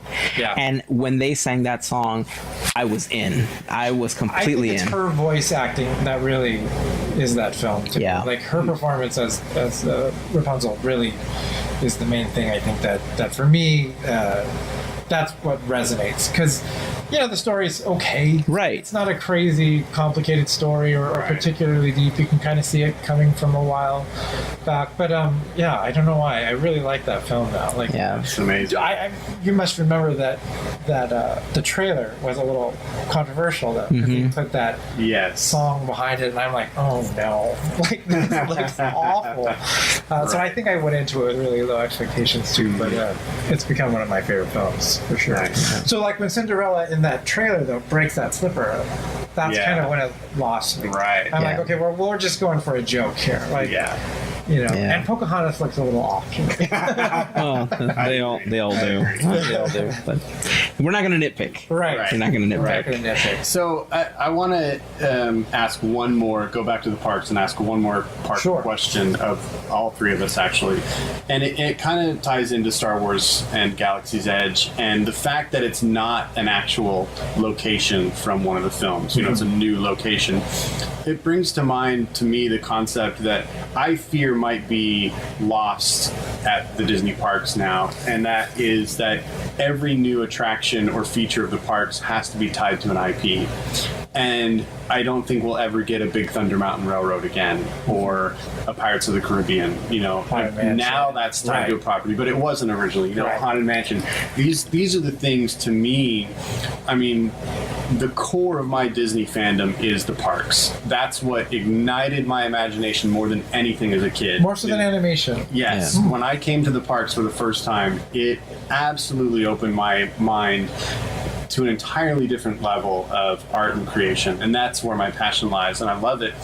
And I love that they just created things just for the park that told a story, that took you to a place, that gave you an experience and showed you some magic. Had nothing to do with a cartoon or a movie or anything we know before. Yeah. And I think that I always want to call it Star Wars Land because everything is something land. Yeah, exactly. And the fact that Don't worry, I was Star correct Wars him. Land, I was correct him. it's going to drive me nuts for years. But Galaxy's Edge kind of gives us a little bit of that. Yeah. But I don't know. I mean, even with Pixar Pier, they're re-theming attractions that weren't tied to a property to now be tied to a property. Right. And I feel like I don't want that to be the sole direction that everything goes now for Disney parks because I think it leaves or it cuts out an entire world of possibilities. Yeah. And I just hope that we can still look forward to attractions that are not IP based. I agree. I think most hardcore Disney fans agree. You look at something like Mystic Manor, and that is hopeful. Sure. I don't know. Like, do you think something like that would be a hit here? Like, does it just need enough time to take off? If the attraction is like Soarin' is not a character based or a film based thing, I'm surprised that hasn't turned over to Soarin' over Tatooine or Soarin'. You know what I mean? Like, Well, Give it time. The reimagination of it, I thought was a good thing. You know, when they changed it to Soarin' over the world or around the world, whatever it is. I think it needed some new life and some updates, and I think that's great. And if that can be what they do moving forward, you know, maybe every 5 to 10 years they update that, then maybe. But I agree, it's surprising that something like that persists. It's still a very popular attraction. Yeah. It always has a long wait time. I think we just live in a different world, though, because when you think about the history of the park itself, when Disneyland was being developed, Walt didn't have these properties. He didn't own them. He didn't have really anything to work off of. He had this idea of this land, and he relied on the artists like Herb Ryman to help him develop what his vision was. And he already had specific things in mind. Like, he always knew he wanted that haunted house at the end of Main Street. And so that's really how the park developed, right? But when you, like, on the business standpoint, when you see what all these other parks are doing, like Universal buying all these properties, parks in Dubai that have all these, like, the Minions and DreamWorks and everything, we are, I think, at a pivotal point in the theme park industry where I don't think we're going to see a lot more original stuff, because people want to see the IP-based things, because that's what brings the park money. Mystic Manor is an outlier, and if they did create more stuff like that, I would be super happy about it. But because, again, we go back to the footprint of Disneyland itself, right? When you think of Shanghai and Hong Kong Disney, there is room to expand in those parks. There's certainly room to expand in Florida, but Disneyland has very little space to grow now. So they have to rely on retheming with these properties that are very popular, especially with the children. The children will dictate how Disney themes going forward, because that's who's going to bring in the money. Parents will buy their children what that primary property is. And I think Frozen was really what established that trend. Not that we haven't seen this in the parks, you know, we haven't seen new attractions in a really long time, but I think Frozen was really that point where the Disney company may have decided, you know what, we're just going to have to start bringing this really into the parks and really start using our intellectual properties and anything that we can acquire in the parks going forward. Yeah, I mean, I think it is, you know, like everyone would guess, it's all financial. Like, it seems like it's all financial based, and what will give this. I mean, even, you know, with Guardians of the Galaxy taking over the Twilight Zone theme, which granted is a dated property to have, or I don't know what the copyrights were with that either, but who's to say that Guardians is still going to be relevant 20 years from now? Right. Absolutely. You know, are you going to still feel the same way, whereas something more generic like the submarine ride, which was kind of based on some property, but not as hardcore as the other stuff. It's interesting to see that they did have Fantasyland, and that they kept the property stuff for the most part to Fantasyland. Yeah, right. And the rest was supposed to represent, you know, there's a little bit of Zorro or David Crockett in that. But that's true still life like adventure historical, films, right? So it's interesting that that's how he separated it originally. That anything that would be based on sort of a property, it seemed like, was tucked into Fantasyland, Right. and not into these other places. But I think you're right. I think if they're going to invest this much, unless, like Soarin', the technology dictates a ride, but even then I still feel like they'd be like, well, let's not just make it a ride, let's make it a Spider-Man ride. Yeah. You know, if we're going to do it, let's make it based on it. So I think you're right. I think we're probably past that. Yeah. But if they could do it on some small level, or even like keep Epcot a little purer, Sure. I think like it seems like they can experiment or do other things and still have that feeling. But the big ones, like you said, like Pirates and stuff, stuff. I don't think we'll get anything that, especially on that that scale. Yeah. I think you hit it on the head, Hazen. And I think that on the parks level, the tipping point was actually the world of Harry Potter. I think once that happened and the success of it, the theme park industry changed forever.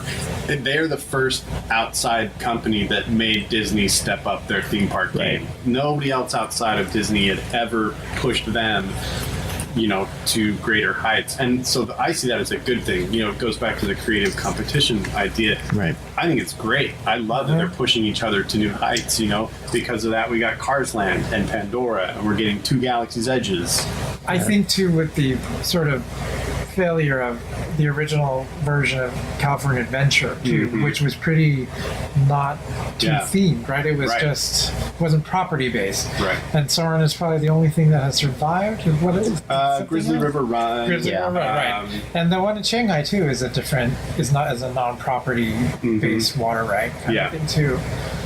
So I don't know. I mean, there are signs of maybe it's the Asian parks that will take these risks. Maybe they're more open to it. But I think for the American Tokyo parks, Disney Sea for sure. Even though their new expansion is all property based. Yeah. But all 3 lands are interesting properties. Yeah, I'm so excited about this. Have you gone to any of those? No, Okay. I want to. Like, for me, the Tokyo Disney Resort is probably the top because of Disney Sea. I think that just looks amazing. But of course, I want to see Pirates and the Tron coaster in Shanghai. Yeah. Of course. Pirates is definitely at the top of my list. Yeah.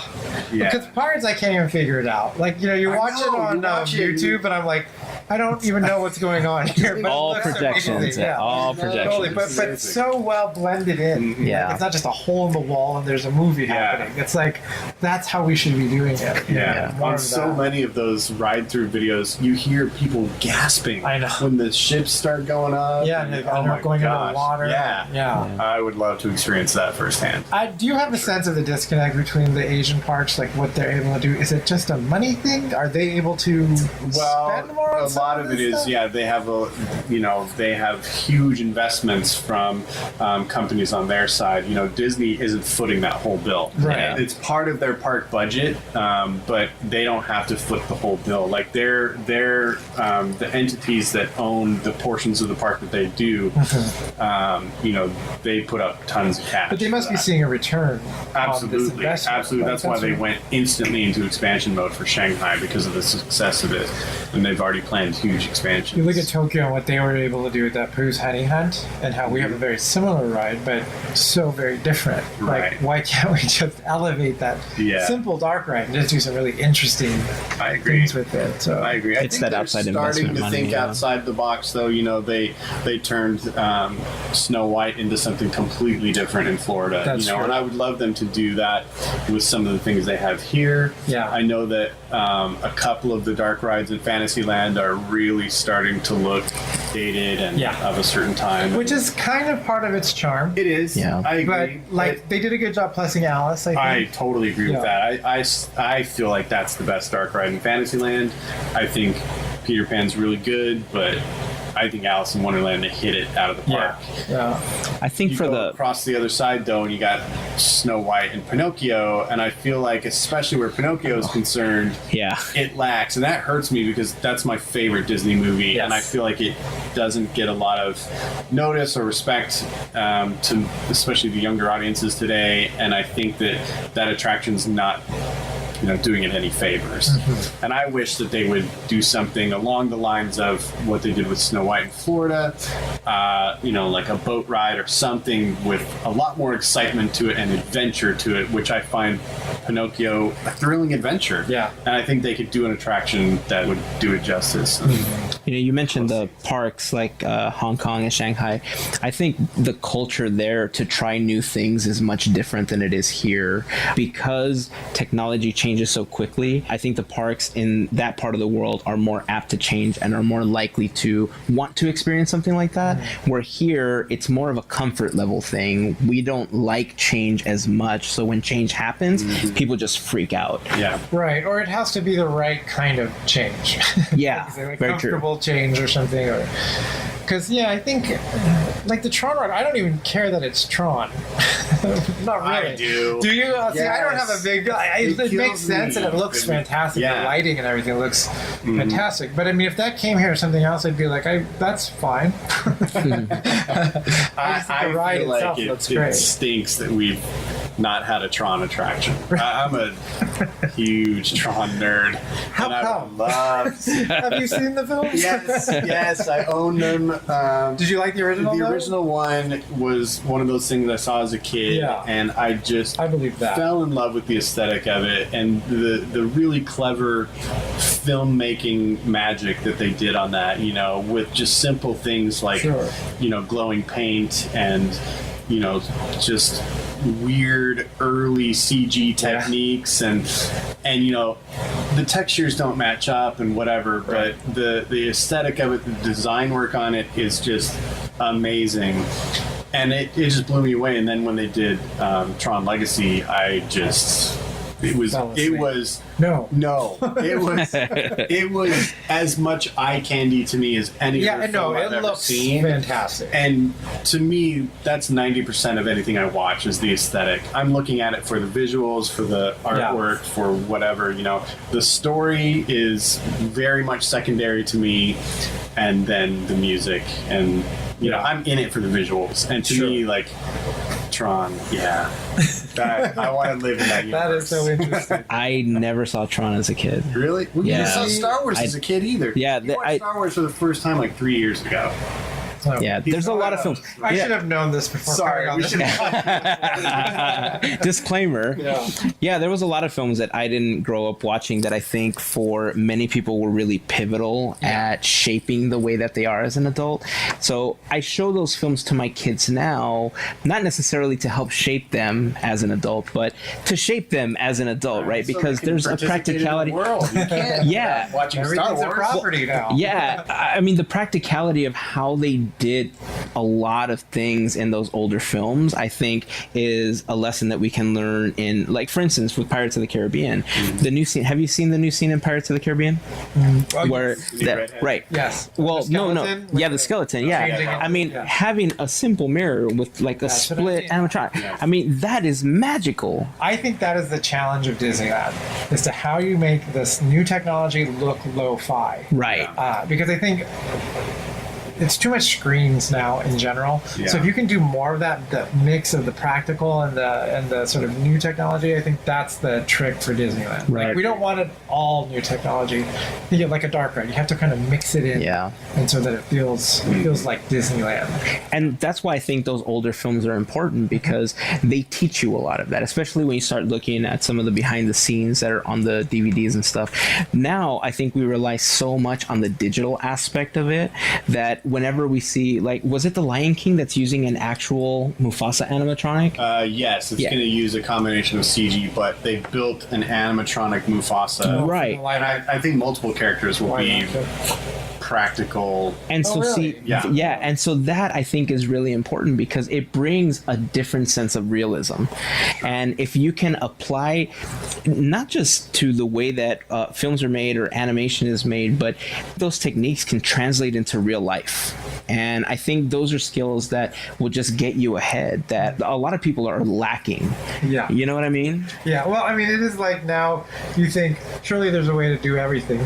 Yeah. You know, like nothing, like before we were okay, like we understood how lo-fi a lot of this was, like watching Jabba the Hutt, you're like, yes, I understand that is a puppet. Right. But I'm okay with that Right. in this case because they've done it so well. It's not like we're convinced. Now you kind of can't tell where things Sure. are, you just assume, well, they can just make it, right? They Yeah. can surely just make it.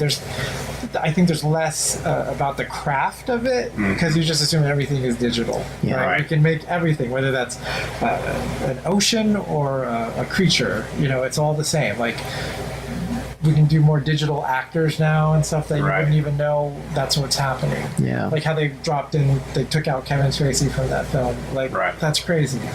Yeah. It's, So I think it's kind of that anything's possible now. So you don't have to look too closely now because everything is that way. Right.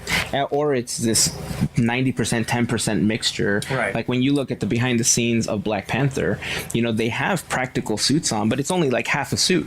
Everything else is a digital costume and it's a digital set. it's insane what Well, they like, can how do. do you feel about that? Like with Rogue One, how they put Tarkin in there. Yeah. Is that a good thing? Is that a bad thing? Like people I went to who aren't big Star Wars fans, they had no idea. Like we know that he's dead, Right. so we know that they did something to get this character back. But for people who don't know, they thought, oh, I didn't even know that was a CG character. Yeah, I thought it was neat. I mean, I was impressed. I was like, whoa, that's pretty good. Like, Looking pretty close, right? pretty good. I was a little less with Princess Leia. Right. I mean, she was close, but not as close as Tarkin. I'm like, why did they light her so evenly? Yeah, it was, I'm like, just give it a little glamour shots. Yeah. Looked like a dream sequence all A of a little sudden. bit, a little bit. I don't know. It's kind of that Ian Malcolm question about they spent too much time asking if they could and never asked themselves if they should. Exactly. And I mean, I can kind of go either way on that one. I thought they pulled it off well enough, and you see them for just small moments. It's not like, it's Jar Jar Binks walking around for half the movie. It's a glimpse here and there is what you get. Especially when you're looking at him from behind, which you see him the first time from behind, and it's like, oh, that's a person standing there. Yeah. I don't know. I can see the criticisms of it, and it was neat, but maybe it wasn't necessary. Yeah. I think it was necessary, though, to be able to tell that part of the story, because if you're telling an origin story and you're trying to really incorporate the past into the future, it was kind of pivotal to have him as a part of the film. I agree in that specific case. Is it? I don't know if it's a big question. Right. So they did some stuff with like Jeff Bridges and Tron, right, where they age him down. I was going to mention that, which is interesting. And like, is that the future? Do you think of that? Like, I think so. anything is possible. They're doing it with Samuel L. Jackson in Captain Marvel. Yeah, they Aging did him. in They're Ant-Man de-aging with Michael him. Douglas. Yeah. Michael Douglas and Ant-Man, they did the same thing. Yeah. So, I mean, I guess this is the thing. Now we don't have... So why did they cast... what's his name in Solo? Why didn't they just de-age Harrison Ford? There you go. Maybe He just doesn't want to do it, that's That why. is not a can of worms at Right. all. I mean, yeah. So it's interesting, but again, I think at every film they have to ask, should we do this? Like, does it benefit the story? With Tarkin, I think you didn't have to have a full face shot of him up close. Right. He could have been on a communication screen or something, and it would have been, perfectly believable. If you have it really, hologram or something, and you have a little scratchiness to it, like all those Star Wars communications did, that would be totally believable. So I agree that he's necessary to the story, but do you need a full close-up of his face? I mean, it seemed like a necessary? challenge, right? Because I think everyone was like, they have to be in this film. Yeah. You can't just ignore... Yeah, I think they wanted it as a wow factor. Yes, they definitely. really did. It was a special effect that they wanted to wow us with, and it, instead of a space battle or something big like that, it was a character. Right. And I think, when I saw it, I was like, ooh, that's... But I was scrutinizing it like crazy. Sure, like sure. I was looking at it so hard. Like the first time I watched it, I didn't hear anything you said. I was looking so closely at the texture and what they were doing with the eyes, and is this kind of a real person in the mix? Yeah. And interesting stuff. But it is a little scary. Like what we might not need actors then in the future. Right. Yeah, well, it's interesting that you say that, because one of the first 3D projects that really got me interested in 3D animation was, believe it or not, the Final Fantasy movie. And if you remember that. And I remember watching that film and just thinking, they look human enough that I'm okay with this story, but they're not completely human where I know that they're human. And I think Tarkin, we talked about this earlier, where I think they're testing different things. Yeah. In this sense, Tarkin was a test, right? Because the Uncanny Valley is a real thing. And Tarkin, I think, was one of the first animation tests where it passed the Uncanny Valley. Most people were able to watch Tarkin in that film and not realize that there was something just slightly off that made it uncomfortable, that made them feel this is an animation. For a lot of people, that was a real person. Like you said, it could have been a person that they just kind of digitally added a few things to versus this entire digitized person. Because it is a little jarring. Like they put him at the end of Sith, like a younger version, supposed to be a younger Tarkin, right? That's kind of thing. And that is a little jarring too, right? You're like, well, we know what they're trying to do there. Yeah. And then is it like too much makeup? Is it too much aesthetics? You know, like. So I think that what they did in Rogue One was more interesting and more convincing, but yeah, it's a little. It poses a funny question, I think, if there is even a moral question to that. I think eventually people won't care. Yeah, I don't think so. I think it What becomes about resurrecting you like for a whole movie?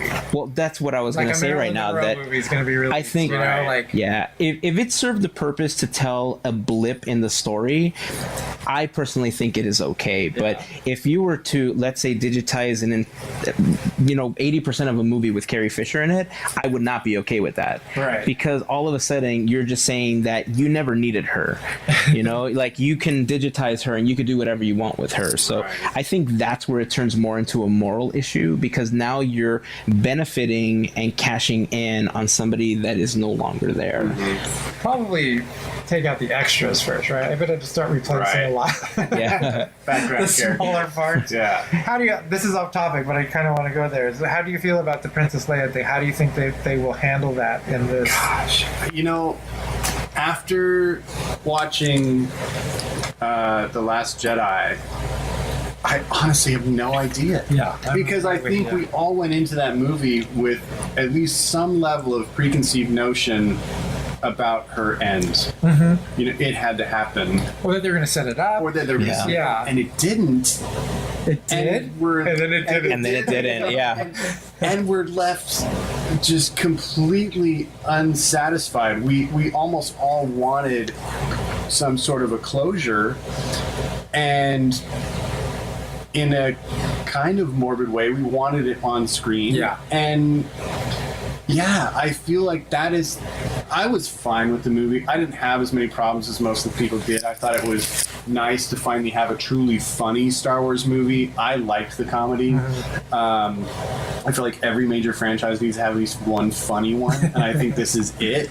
And Really, Jar Jar didn't do that for you? No, not as much. Attack of the Clones is pretty hilarious. It's the middle, so we know that it's just really setting up for the final installment with the next film. Right. So I didn't have a whole lot of requirements of it, except for this one theme. Yeah. Like, we needed that moment. I feel like the fandom needed it. It really did. And I think that we were kind of ripped off on that level. But so who knows? Time jump? Would you be happy with the time jump? I would be fine with that. Because I'm like, how else are they going to do it? I can't. There's a lot of people that think it's just going to be in the scroll, Right. The opening crawl, or whatever they call but that it. even And seems a little too That's a major rip-off. quick. Yeah, I don't think that. I would be rather good them at all. do funeral. Start with the funeral or something. That's a good idea, Something actually. where Like after they she have to came back. acknowledge it. Yeah. Like, they can't just. Yeah, Like she and then came make back it from her state, but she didn't survive it overall, right? Just something to acknowledge that. Yeah, and maybe during that opening sequence, if it's a funeral sequence, you could do flashbacks to, how it happened, what went down, or something like Right. that. That could be. That could It seems like they have to pay tribute somehow, more so than They have to. Yeah. They really do. Anytime I watch a trailer, I'll watch it and then I watch the film and I always feel, wow, I already saw this. There is nothing that was surprising about this in the film. This is the first time in a really long time where I watch the film and I think, wow, the trailer completely misled me, because every single scene in the trailers led me to believe that Kylo was going to end it for her. So that's just how it was structured in my brain. And every scene that I saw, when that scene came up in the film, I was like, oh, this is it. This is how they're going to do it. Well, I was confused. I'm like, well, that's pretty good that they kept this under wraps. Yeah. That they didn't say, because they were so adamant about saying she does not die in this film. Right. And so that's why, I was surprised, but then again, immediately concerned. Like, wait a second. Yeah. Right. He made a lot of choices. He took a lot of risks, and where he didn't take the risk was giving us that closure, and I think that's the big miss of the film. Yeah. Well, we'll see how much course correcting is done. Yeah, we shall see. I'm excited. Like you said earlier, I'm a big Star Wars fan too, and I just find the Star Wars universe really fun and interesting, and neat to look at. You know, we kind of settle into that cozy, like, oh, I know these spaceships, I know these lightsabers, and who's good and who's bad. And it's a nice place to revisit over and over and over and over again.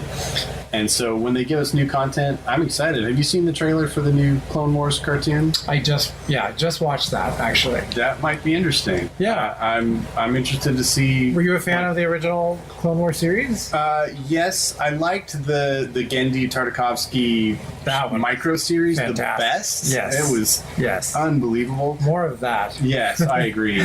But I do like the Clone Wars. I thought that was a good series. Yeah. I haven't watched it in its entirety. It went on for it grew into seasons. a good. I think the first few seasons may have been a little shaky. Yeah, I agree. And that first movie was not great, but it grew into a good, interesting story. So I'm excited that they're gonna.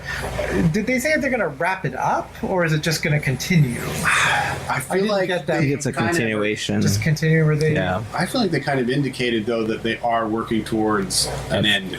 Yeah. Yeah. Interesting. I mean, the Clone Wars didn't go on forever. Or didn't they? No. I mean, we did have 11 seasons of MASH about the Korean conflict, which lasted 2.5 years, so. So it's like leading up to New Hope? Or Rebels? No, it's... Oh, no, Sith. It's between 2 and 3, yeah. Right, so it's building up to Sith. Right. That's right. Well, I just get that little thrill when I see, a TIE fighter go across the screen. It just gets those Star Wars juices flowing. Have we lost you completely? Not completely. I mean, like I said, I watch Rebels. I haven't seen Clone Wars, but my Star Wars fandom is growing because of my kids. And that's really where I'm connecting with it. Like, they have the Disney Infinity games and they play the Star Wars version. And because they watch these series, they're huge into Lego Star Wars. And I know that the stories are different, but because of all those connections and seeing their faces, seeing them want the lightsabers, pretending that they're these characters, that's where my Star Wars fandom is growing from. They're playing the Lego Star Wars games? Oh yeah, they love them. They're surprisingly hard. Yeah, they don't care. There's that hot scene where you gotta drag those bombs. Yes. Impossible. Yeah, they love it though. We finished all the Lego games. I don't think we finished that one. That's hilarious. Maybe that's what we should do. We should record ourselves playing those games. Lego Star Wars? Yeah, just post those on YouTube. Awesome. Maybe they do those Lego things where like you're falling, but you have to grab all this stuff. All those stuff, yeah. That's where I'm like constantly at the Legos. Oh, that's hilarious. Man, we have been going on for almost 2 hours now. You will have a lot of editing to do. Yeah, I don't think so. I've enjoyed the conversation that we've had, and it's hard to believe that we've almost been going for 2 hours because the conversation has just, from one thing to another, it's just flowed really well. And I loved having you on, Jerrod. Well, I would love to have you on again. Absolutely. So you have an open invitation to come on our podcast at any time. Well, when you get rid of Gavin, I'm your guy. Well, Gavin, sorry, buddy. You're out. No, I'm kidding. No, I mean, Gavin is a wonderful addition to the podcast, as is Melissa and AJ and VJ.